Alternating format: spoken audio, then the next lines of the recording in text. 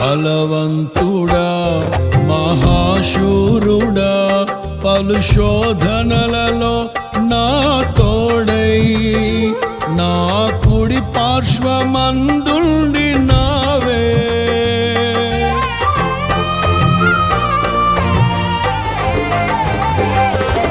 నీ మహిమకై నీవేర్పరచిన నీ పాత్రగా నన్ను మార్చి నీవు నీ అనలేని ప్రేమను చూపితివి.